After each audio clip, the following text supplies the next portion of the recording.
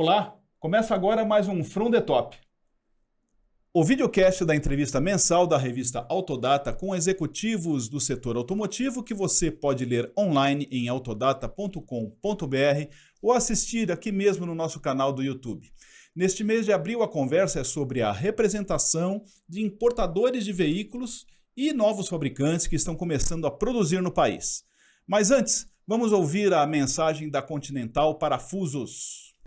No mercado há quase meio século, a Continental Parafusos oferece aos setores automotivo, linha branca, construção civil e eletrônicos um portfólio completo de parafusos, porcas e peças especiais. Nossa operação é otimizada. Além do robusto processo produtivo, os nossos clientes contam com pontualidade nas entregas e estoques de segurança.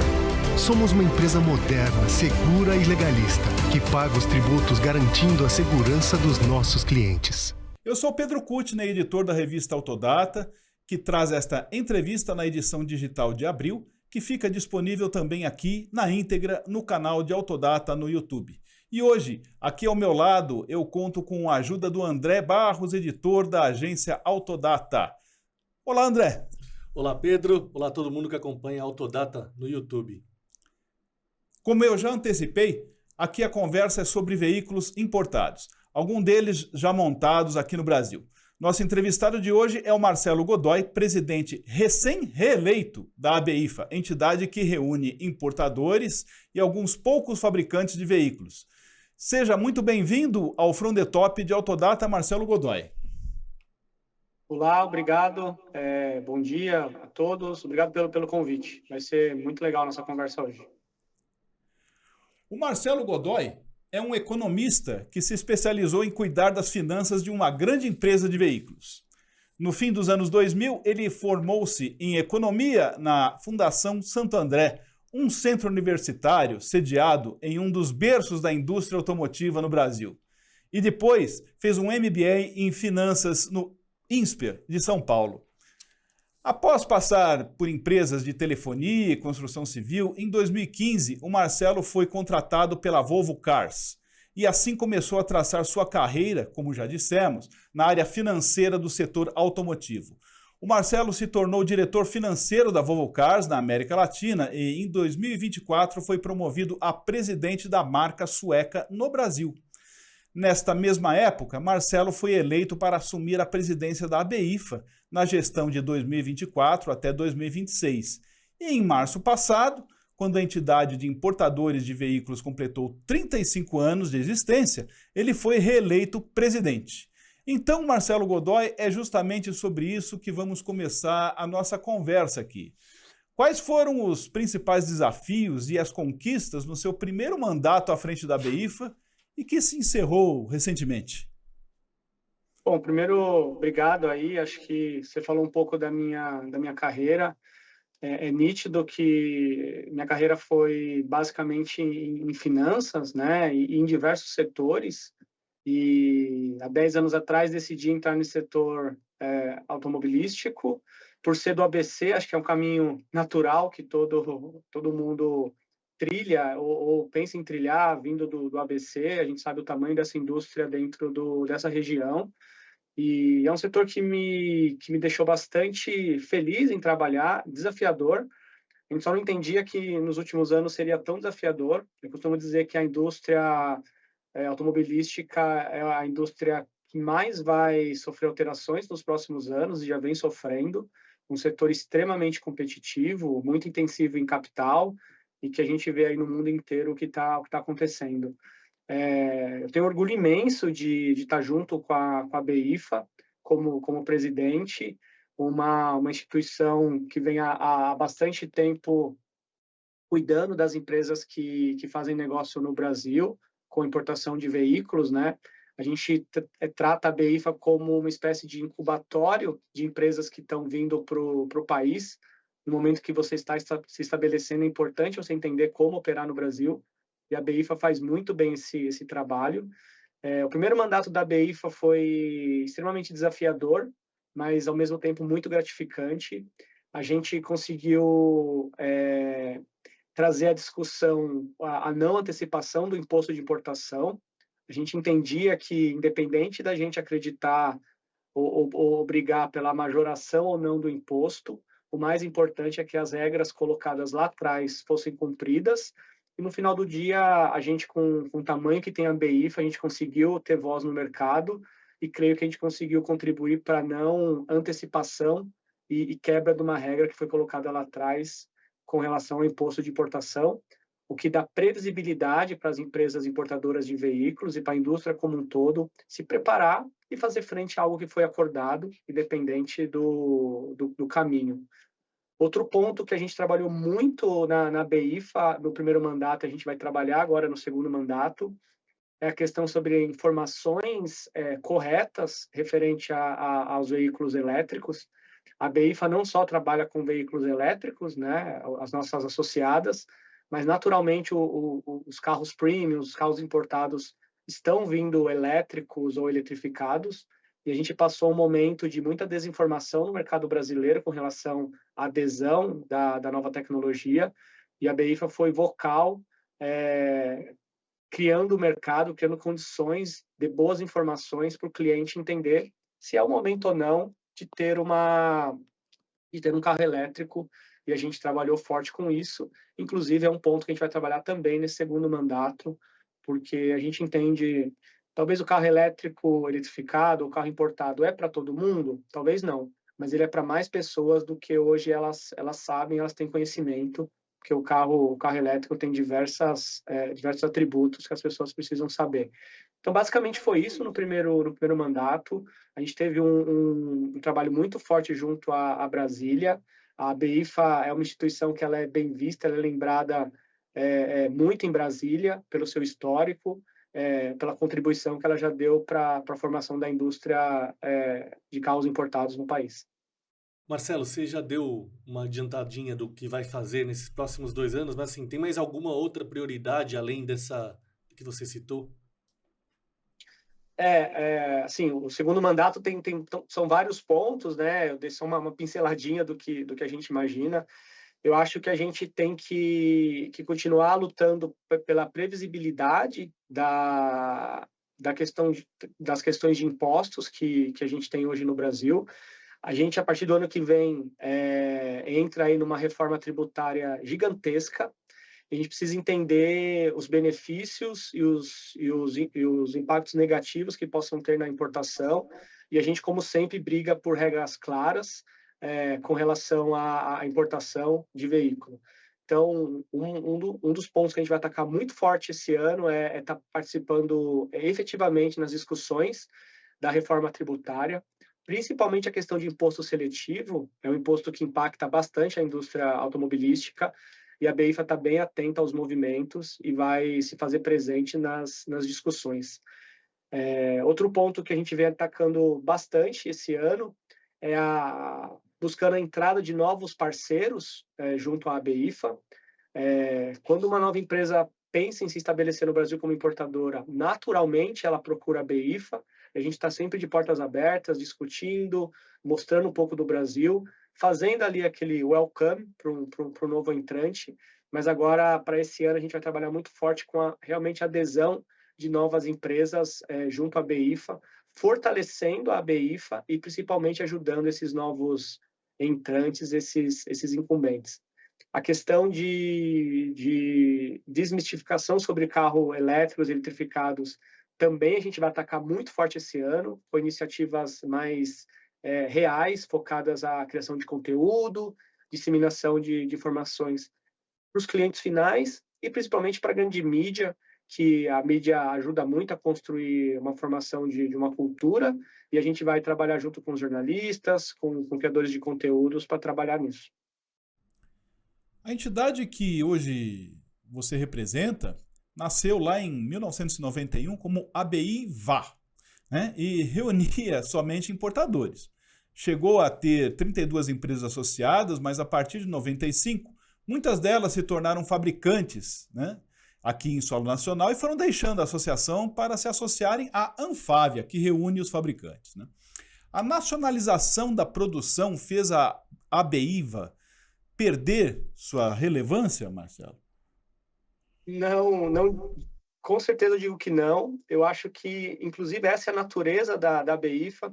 Vamos fazer um exemplo aqui meio fora da caixa. Imagina que tem um filho que você criou ele, tratou ele bem, ele vai morar sozinho e ser independente. É como a gente trata qualquer incumbente que entra na BIFA. Ele entra no momento como importadora, cria ali uma casca de como operar no Brasil e, naturalmente, dando certo, torna-se produtor local e entra em outras entidades. É o caminho natural de qualquer empresa que entra na BIFA e a gente entende isso, aliás, como um caso de sucesso. A gente entende que a BIFA fez o trabalho dela, como qualquer empresa que começa como importadora e depois tem uma produção nacional. A gente tem vários exemplos nesse sentido.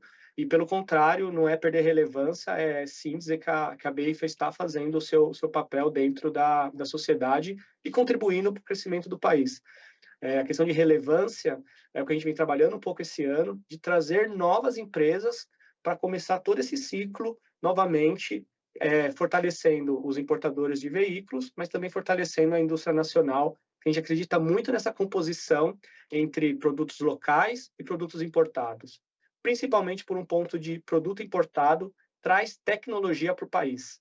Trazendo tecnologia, você sobe a régua de quem produz localmente e, no final do dia, quem ganha com essa competição saudável são os clientes, com carros mais seguros, carros mais tecnológicos, com maior qualidade e, principalmente, com maior eficiência, gerando emprego, gerando renda para a população. Em 2014, a BIVA, com V, se tornou a BIFA com F, né? Para abrigar também algumas empresas que importam e produzem no Brasil, mas que não se viam tão representadas pela Anfávia. Na época, um associado disse para a gente que era melhor ser cabeça de sardinha do que o rabo de baleia, em alusão às grandes empresas que dominavam as decisões da Anfávia. Bom, passaram mais de 10 anos dessa mudança, e você acha que ela foi benéfica para a BIFA? Sim, ela foi benéfica. A gente tem hoje uma das nossas associadas que entra nesse de produzir localmente e também importar veículos. O importante é sempre a gente ter empresas que estão dispostas a discutir o mercado e contribuir de forma geral para isso. Hoje, Marcelo, além da Anfávia, nós temos também a ABVE, a Associação Brasileira do Veículo Elétrico, que tem mais associados do que as duas entidades juntas. Qual é o papel da ABIFA nesse emaranhado de representações institucionais aí? Acho que cada uma tem um papel bem claro. A gente tem um bom relacionamento com a BVE, tem um bom relacionamento com o Ricardo Bastos. A BVE ela tem um escopo um pouco maior, não só de importadores de veículos, não só de empresas de carro elétrico, mas principalmente empresas de carros elétricos, mas outro tipo de empresa. A gente tem WEG participando da BVE, bastante startups.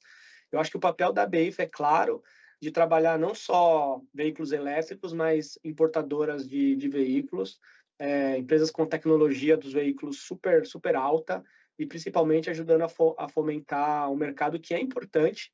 A importação de veículos pode dizer que não gera emprego no país, mas gera. Imagina as nossas associadas, quantos empregos indiretos e diretos não geram com a importação, a venda desses veículos. Se a gente olhar carros importados das associadas da BIFA, ou não só da BIFA, a quantidade de carros circulando, parque circulante hoje, gerando um pós-venda, gerando uma segunda venda de usados. Então, sim, gera bastante emprego. Então, o nosso ponto não é somente fomentar veículos elétricos, nem empresas de startup, é cuidar, de forma geral, de importadores de veículos e que eles se sintam representados em discussões junto ao governo. E a gente provavelmente não vai mudar a régua em nenhuma discussão, mas a gente vai estar ali com bons pontos, ajudando na construção de políticas corretas para o país. Marcelo, você mencionou aí que já estão conversando com essas empresas, especialmente as chinesas que estão chegando no mercado brasileiro para se filiar à BIFA, né? Como que estão essas conversas? Por que elas não se filiaram até agora? E a gente está vendo um movimento também de importadores de caminhão entrando no Brasil. É interesse também da BIFA associar essas empresas? A gente, respondendo a primeira pergunta, A gente tinha ali algum trabalho interno para fazer dentro da BIFA, a gente já remodelou um pouco o formato de entrada de um novo player. A gente tomou uma decisão, passou como diretoria, passou junto ao conselho, foi aprovada, e agora a gente acha que a gente vai desatar um pouco esse nó de trazer as empresas para realmente serem filiadas de forma efetiva junto à BIFA. A gente tem conversa com todas as chinesas que entraram ou estão entrando. Eles passaram lá pelo escritório da BIFA, a gente conversando, ajudando. Agora é hora de realmente assinar o contrato e colocar o logo deles dentro da BIFA. Então, resumindo, a gente mexeu em algumas coisas de processo interno para acelerar um pouco a entrada de novos players. E sim, tudo que for importado, por que não a gente não trabalhar também a questão de caminhões? Hoje a gente tem ali algumas associadas com veículos recreativos. A gente foi bastante vocal nessas discussões de veículos recreativos, e a questão de caminhões, de importação de caminhão, também é algo que a gente pode contribuir para essas empresas nesse momento aí de entrada no país. Marcelo, em 2025, as associadas da BIFA representaram só pouco mais de 5% das vendas do mercado brasileiro, né? Mas as vendas dessas empresas associadas cresceram 32%, muito acima da média de crescimento geral do mercado de 2,6%. Como esse desempenho foi possível? A gente tem, obviamente, a BYD, que é uma associada nossa que vem crescendo exponencialmente no mercado e é a que puxa esse número. Mas a gente vê outras empresas também crescendo vendas ano contra ano. A Volvo também fez o melhor ano da história no ano passado.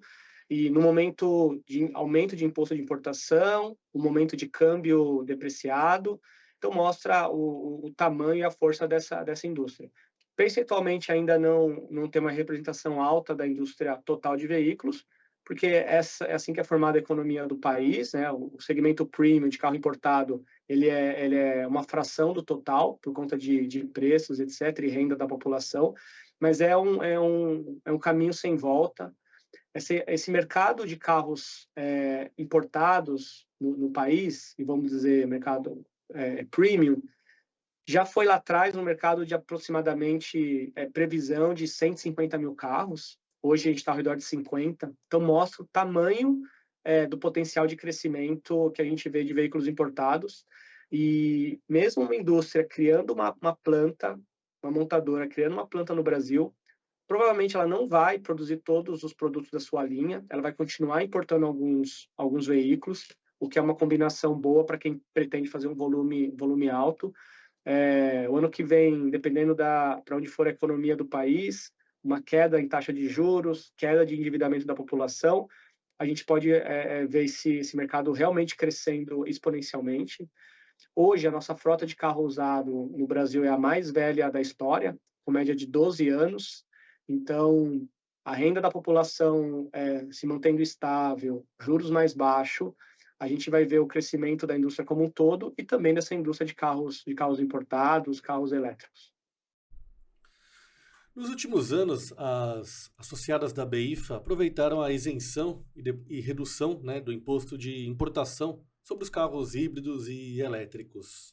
Tanto que no ano passado, as marcas da BIFA representaram quase 45% das vendas dos eletrificados no mercado brasileiro. Como fica a situação para esse ano, com a retomada da tarifa cheia de 35%, né, de importação para os híbridos e elétricos, que a partir de julho vai dar para repetir o bom desempenho da BIFA em 2025, no caso? Sim, eu acho que eu mencionei um pouco, menos importante sobre o imposto ter saído de 0 e ido para 35%, o importante foi que ele foi escalonado e ele foi feito de forma estável, com previsibilidade. Então, as empresas já estão preparadas para esse aumento de imposto de importação, e se a gente olhar, óbvio, agora chega em 35%, mas o escalonamento de 2025 para 2026 foi o mesmo de 24 para 2025. Então, não é nada abrupto e as empresas já estão preparadas para isso. Existem formas de mitigar esse impacto, você precisa ser mais eficiente na sua precificação dos veículos, você precisa buscar eficiência interna, contendo custos, e talvez você precise entregar um pouco da sua rentabilidade, mas isso em médio e longo prazo, isso se equilibra. Isso mostra a força que a gente vê na indústria de carros importados, porque você falou que a indústria se beneficiou, foi algo que o governo fez para a criação de uma indústria de carros elétricos eletrificados, e quem absorveu e aproveitou esse momento construiu algo no país, e foi um momento importante para a indústria. E agora, com a retomada, eu entendo que foi uma retomada, ela poderia ser um pouco mais dilatada esse prazo, a gente ainda tem menos de 10% do total de veículos sendo elétricos. Eu acho que se a gente esperasse bater 10%, 11% seria mais vantajoso para a indústria, mas enfim, resolveram antecipar. Mas fato é, as empresas estão preparadas. Eu não vejo isso como um empecilho para manter ainda um bom número de vendas de carro importado e até um crescimento. Eu não vejo um crescimento exponencial desse ano versus o ano passado, exatamente porque o mercado de carros importados, o mercado premium, não está crescendo de um ano contra outro, porque a gente está vendo aí endividamento da população, taxa de juros elevadas. Esse ano é um ano de definição de eleições, e muita gente vai esperar um pouco para comprar o seu carro, como vai ser o ano que vem e assim por diante. Mas não acho que o imposto de importação seja algo que vá ser razão para cair o volume de vendas. Marcelo, a BYD, que é uma associada da ABIFA, pediu diversas vezes ao governo para adiar o prazo de cobrança da alíquota cheia de 35% do imposto de importação aplicado sobre veículos desmontados CKD e semimontados SKD. No ano passado, a ABIFA se manifestou contra essa medida. Por quê? A gente, e é engraçado que tem uma associada que busca alguma coisa. A gente, como associação, a gente foi um pouco divergente nisso, mostra que a gente pode sim tomar direções diferentes, mesmo como uma associada indo para outro caminho, porque a gente manteve a coerência de manter o que foi combinado, o que foi acordado. Isso é um direcional nosso, da BIFA, algo que eu acredito muito, e naquele momento a gente não podia se contradizer com o que a gente via falando com o aumento de imposto de importação, então a gente se posicionou de forma da instituição para manter as regras do que foi acordado lá atrás. A missão declarada no Estatuto da BIFA é pela isonomia de regras para veículos nacionais e importados. Mas no Brasil sempre existiu essa tendência de desincentivar e até punir, de certa forma, as importações de veículos. Alguma vez na sua história de 35 anos, a ABIFA conseguiu cumprir seu objetivo de conseguir isonomia para os importadores? Essa é uma ambição que a gente tem, a gente dificilmente não chega, a gente busca ela. É difícil ter essa isonomia, até que o que se diz por isonomia, né? Qual a taxa de importação que seria isonômica? 12%, 15%, 16%, 35%. Eu acho que é um objetivo que a gente segue, e é difícil até apontar se a gente atingiu ou não, porque é muito subjetivo. O que a gente pode garantir é que a gente sempre buscou, e acho que esse último caso da majoração e antecipação de imposto de importação, a gente conseguiu brigar fortemente para não acontecer, e no final do dia não aconteceu. Fato é, a gente vive num mundo hoje que a globalização, eu diria que acabou, desde pandemia. Eu acho que hoje o mundo vive muito mais o nearshoring, que é um termo em inglês que a cadeia de produção tem que estar mais próxima de onde você produz, onde você consome, e as barreiras tarifárias estão acontecendo no mundo todo e vai continuar acontecendo. Então, é difícil com mais essa variável na equação, você conseguir dizer que a gente conseguiu ser isonômico ou não. A gente busca, mas se foi ou não é bem difícil apontar. E Marcelo, assim, na sua visão, qual regime tributário seria ideal para os importadores de veículos no Brasil? A BIFA tem alguma proposta nesse sentido? A gente fala em isonomia, né, dentro do nosso estatuto. Hoje, para cada empresa, a taxa de importação ela vai ser uma taxa, né, 15%, 16%. Eu acho que a discussão mais importante que a gente tem que ter como país não é a gente criar barreiras para um produto importado ou não. Toda essa barreira criada por imposto, ela é artificial. Em algum momento, ela cai por água abaixo. Se a gente deixar uma taxa de importação de zero, vai ser difícil a gente conseguir ter uma aprovação de uma empresa para produzir no país. Ora, se o imposto de importação é zero, importa e não produz no país. Mas a discussão é muito mais ampla. Se você tem uma fábrica no país, mesmo com imposto de importação baixo, tem outras vantagens que você tem que buscar para isso.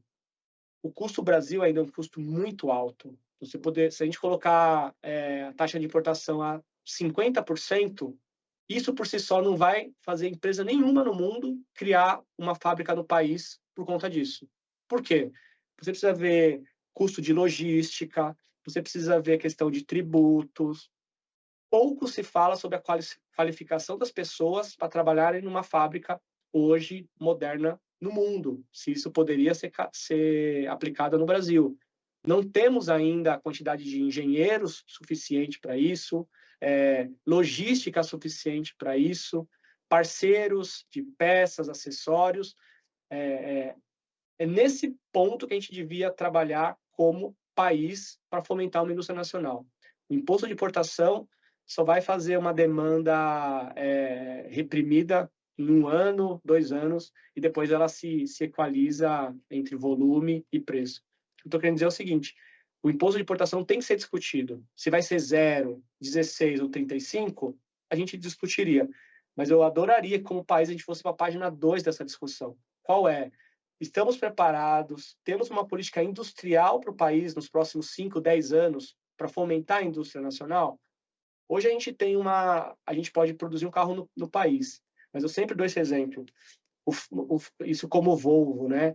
O frete que eu pago da China ou da Europa para o Brasil é o mesmo frete que eu pago no meu porto de entrada em Cariacica, no Espírito Santo, até a Bahia, por exemplo. Olha a ineficiência de custos que eu tenho nesse sentido. Então, a gente precisa trabalhar de forma geral. Hoje, o transporte de carros no país é feito por um modal só, caminhões. A gente podia trabalhar com ferrovia. Olha a nossa margem fluvial, como poderia ser mais eficiente.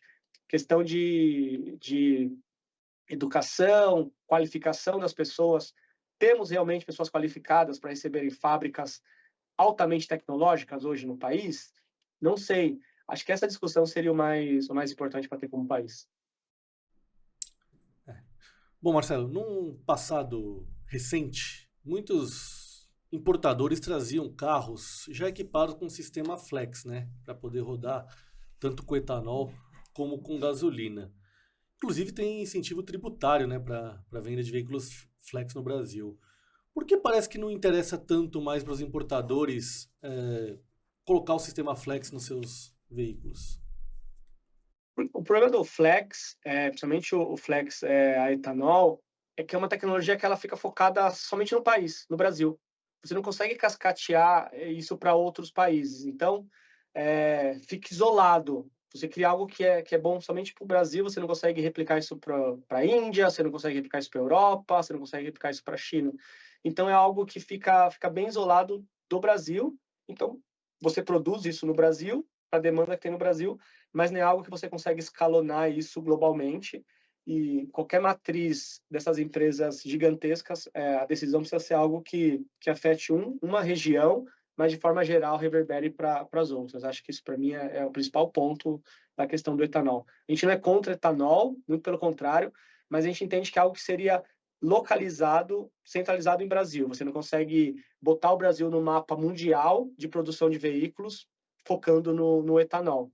Ao invés de como carro elétrico, um carro híbrido a combustão, a gasolina você consegue botar o Brasil no mapa global de desenvolvimento de fábricas. Recentemente, Marcelo, alguns dos maiores fabricantes de veículos do mundo, nenhum deles é chinês, reduziram ou cancelaram 60 bilhões de dólares em investimentos no desenvolvimento e na produção de carros elétricos, né? Este movimento, de alguma maneira, afeta as importações e o mercado de carros eletrificados aqui no Brasil, na sua opinião? Não, não entendo que não. Acho que isso é um ajuste feito por uma expectativa de crescimento que está abaixo do que foi colocado, mas ainda assim existe um crescimento. E é engraçado, né? Essas baixas contábeis que estão sendo feitas, se fossem feitas por conta do investimento a veículos a combustão, a gente não estaria tendo essa conversa aqui. Como foi feita por questão do carro elétrico, isso vem à tona. São ajustes que são feitos, e se a gente olhar numa janela de 10, 15 anos, esse ajuste que foi feito em um ano não vai dizer nada. O movimento do carro elétrico ele veio para ficar. A adesão está um pouco abaixo do que foi estimada, mas ela ainda é altíssima. E por que eu falo isso? A pesquisa que eu rodo internamente aqui na Volvo e como a BEIFA, a que mais me deixa tranquilo em dizer isso é a pesquisa com clientes que já dirigem o carro elétrico. Quem tem o carro elétrico, dirige, conseguiu encaixar o carro elétrico na sua vida, não diz que vai voltar para um carro a combustão, muito pelo contrário, e isso reforça que sim, quem dirige gosta e vai comprar um outro carro, o próximo carro também será um carro elétrico. Ainda é um carro para todo mundo? Não, não é um carro para todo mundo. Tem questão de infraestrutura, mas que também vem melhorando muito. Questão da desvalorização, a gente teve ali 1 ano, 2 de desvalorização pontual, por alguma coisa que a gente pode discutir em alguma outra conversa, mas hoje a gente já vê carro elétrico com a desvalorização, o mesmo percentual no veículo a combustão. Então, o que deixa a gente bastante confiante é que quem dirige não sai da tecnologia, e talvez as empresas investiram achando que essa curva de adesão seria mais alta, e agora você precisa ajustar. Sim, é fato, mas o crescimento ainda está ali. Olha, Marcelo, nós chegamos ao fim de mais um From the Top. Nós aqui de Autodata agradecemos você por conceder essa entrevista para nós, Marcelo Godoy. Muito obrigado. Eu que agradeço a oportunidade aí, foi um bate-papo bem gostoso. Espero que a gente tenha contribuído e principalmente para o crescimento do país, geração de emprego, que é o que vale a pena no final do dia. Obrigado, Marcelo. A gente se revê em breve. E eu aqui me despeço de você também, André. Até a próxima. Obrigado, Pedro. Obrigado, Marcelo. Obrigado a todo mundo que acompanhou aí o From the Top e nos vemos no mês que vem. E para você que chegou até aqui, nós de Autodata agradecemos a sua audiência.